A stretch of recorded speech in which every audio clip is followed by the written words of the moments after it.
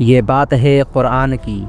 کیا آپ جانتے ہیں قرآن کی ایک ایسی آیت ہے جس نے تنے تنہا دنیا کے 3 بڑے جھوٹے عقیدوں کو ریزہ ریزہ کر دیا تھا۔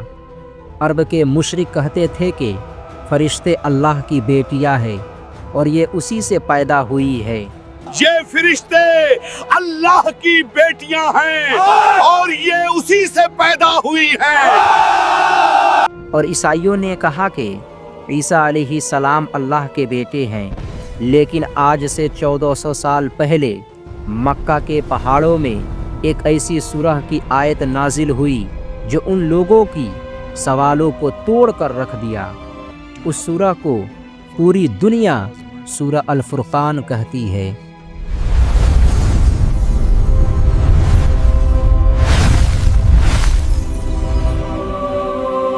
جب اس سورہ کی آیت نمبر 2 نازل ہوئی جس نے اعلان کر دیا کہ اس کائنات کا کنٹرول صرف ایک ذات کے پاس ہے، نہ اس کا کوئی بیٹا ہے، نہ کوئی پارٹنر، اور نہ ہی اسے اپنی حکومت چلانے کے لیے کسی وزیر کی ضرورت، یہ آیت ان لوگوں کے منہ پر ایک تماچا تھی جو اللہ کے طاقت کو بانٹنا چاہتے تھے۔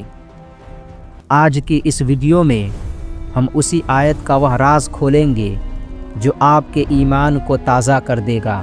یہ آیت کیوں اتری، اس کے پیچھے کی کہانی کیا ہے، اور اس میں چھپا ہوا سائنسی راز کیا ہے جو آج کی سائنس ماننے پر مجبور ہے۔ چلیے شروع کرتے ہیں اس کہانی کو۔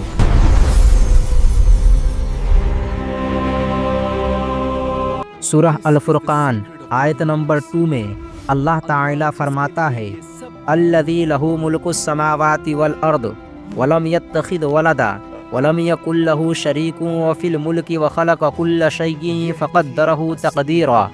وہ اللہ جس کے لیے آسمان اور زمین بنائی اور نہ بادشاہت میں اس کا کوئی شریک یا پارٹنر ہے، اور اس نے ہر چیز کو پیدا کیا، پھر اس کا ایک خاص اندازہ مقرر کیا۔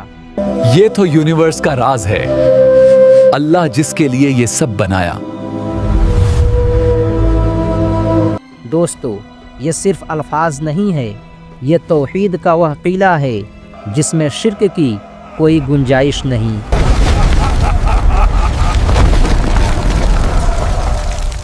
اس کے پیچھے کی اصل کہانی یعنی شان نزول جانتے ہیں، اور یہ آیت نازل کیوں ہوئی، اس وقت مکہ کے حالات کیا تھے۔ تفسیر ابن کثیر جلد 6 میں لکھا ہے کہ مکہ کے کافر اور مشرک رسول اللہ صلی اللہ علیہ وسلم پر طرح طرح کے اعتراض کرتے تھے۔ وہ کہتے تھے: یہ کیسا رسول ہے جو ہماری طرح کھانا کھاتا ہے اور بازاروں میں چلتا پھرتا ہے؟ ہماری طرح کھانا کھاتا ہے، بازاروں میں چلتا پھرتا ہے۔ اگر یہ اللہ کا محبوب ہے تو اللہ نے اسے بادشاہ کیوں نہیں بنایا؟ اس کے پاس خزانے کیوں نہیں ہیں؟ کیونکہ اصل میں مکہ کے مشرکوں کا دماغ یہ ماننے کو تیار ہی نہیں تھا کہ خدا اکیلا ہو سکتا ہے۔ وہ سمجھتے تھے کہ جیسے دنیا کے بادشاہوں کو بیٹوں اور وزیروں کی ضرورت ہوتی ہے، نعوذ باللہ، اللہ کو بھی مددگار چاہیے، اور وہ بڑی جھٹائی سے کہتے تھے: یہ فرشتے اللہ کی بیٹیاں ہیں اور یہ اسی سے پیدا ہوئی ہے اور یہ اسی سے سفارش کرتی ہے۔ لیکن اس موقع پر اللہ نے یہ آیت اتاری اور ان کے ساری باتوں کو توڑ کر رکھ دیا۔ اللہ نے بتایا کہ بادشاہت محمد صلی اللہ علیہ وسلم کے پاس خزانے ہونے کا نام نہیں، اصل بادشاہت تو وہ ہے جس کے قبضے میں زمین اور آسمان ہے، اور وہ بادشاہت اللہ تعالیٰ اتنا طاقتور ہے کہ اسے نہ بیٹے کی ضرورت ہے اور نہ کسی پارٹنر کی۔ اس آیت کا پہلا وار ان لوگوں پر ہے جو اللہ تعالیٰ کے لیے اولاد ثابت کرتے ہیں۔ اللہ نے فرمایا: وَلَمْ يَتَّخِذْ وَلَدًا، اور اس نے کوئی اولاد نہیں بنائی۔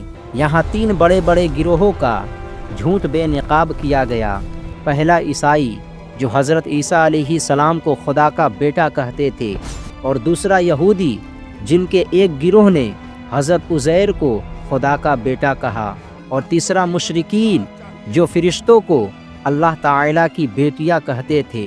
لیکن نبی صلی اللہ علیہ وسلم نے ایک بہت سخت بات ارشاد فرمائی۔ صحیح بخاری حدیث نمبر 4482 میں اللہ تعالیٰ فرماتا ہے کہ ابن آدم یعنی انسان مجھے جھٹلاتا ہے اور یہ اس کے لیے مناسب نہیں، اور وہ مجھے گالی دیتا ہے اور یہ اس کے لائق نہیں، اور وہ کہتا ہے کہ میری اولاد ہے، حالانکہ میں نیاز ہوں، نہ میں نے کسی کو جنا اور نہ میں جنا گیا۔ ذرا سوچئے، اللہ کے لیے اولاد کا عقیدہ رکھنا اللہ کو گالی دینے کے برابر ہے۔ پھر اللہ تعالیٰ آیت کے اگلے حصے میں فرمایا وَلَمْ يَكُنْ لَهُ شَرِيكٌ فِي الْمُلْكِ، اور بادشاہت میں اس کا کوئی شریک نہیں، یعنی اللہ کی حکومت میں کوئی دوسرا نہیں، یعنی کوئی جھوٹا خدا نہیں ہے جو بارش برسانے کا انچارج ہو یا رزق دینے کا، سب کچھ ڈائریکٹ اللہ کے ہاتھ میں ہے۔ یہ ان مشرکوں کا ضد تھا جو کہتے تھے کہ ہم بتوں کو اس لیے پوجتے ہیں کہ یہ اللہ کے قریب کر دیں گے، اور ہم انہی کے سامنے سر جھکاتے ہیں جو ہمیں مال و دولت دیتے ہیں اور اولاد بھی۔ لیکن یہ مشرکین فرشتوں کو اللہ کے بیٹیاں کہا کرتے تھے، لیکن اللہ تعالیٰ نے جہنم کا حوالہ دیا اور ان لوگوں کو ڈرایا، لیکن وہ لوگ نہ مانے اور شرک کرتے رہیں۔ اور آج کے دنیا کے لوگ جو حضرت عیسیٰ علیہ السلام کو مانتے ہیں، وہ خدا کا بیٹا کہتے ہیں، لیکن پھر قرآن کے آخری حصے میں اللہ نے وہ بات کہی ہے جس پر آج کی سائنس بھی حیران ہے۔ اللہ تعالیٰ فرماتا ہے وَخَلَقَ كُلَّ شَيْءٍ فَقَدَّرَهُ تَقْدِيرًا، اس نے ہر چیز کو پیدا کیا۔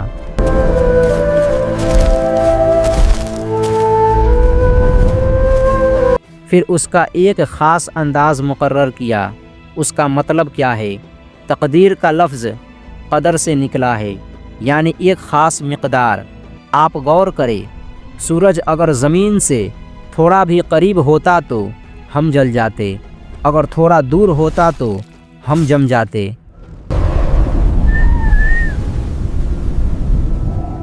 سمندر کے پانی میں نمک کی مقدار فکس ہے، انسان کے جسم کا ٹمپریچر فکس ہے۔ یہ سب خود بخود نہیں ہوا، بلکہ ایک زبردست پلاننگ ہے۔ مشرک کہتے تھے کہ یہ دنیا وقت کے ساتھ خود چل رہی ہے، لیکن اللہ تعالیٰ نے بتایا کہ ہر ذرے کی پلاننگ میں نے کی ہے۔ اس بارے میں ہمارے پیارے نبی صلی اللہ علیہ وسلم نے کیا فرمایا؟ صحیح مسلم حدیث نمبر 2653 میں حضرت عبداللہ رضی اللہ عنہ سے روایت ہے کہ نبی صلی اللہ علیہ وسلم نے فرمایا کہ اللہ تعالیٰ نے آسمان اور زمین کو پیدا کرنے سے پہلے 50,000 سال پہلے مخلوقات کی تقدیریں لکھ دی تھی، اور اس وقت اس کا عرش پانی پر تھا۔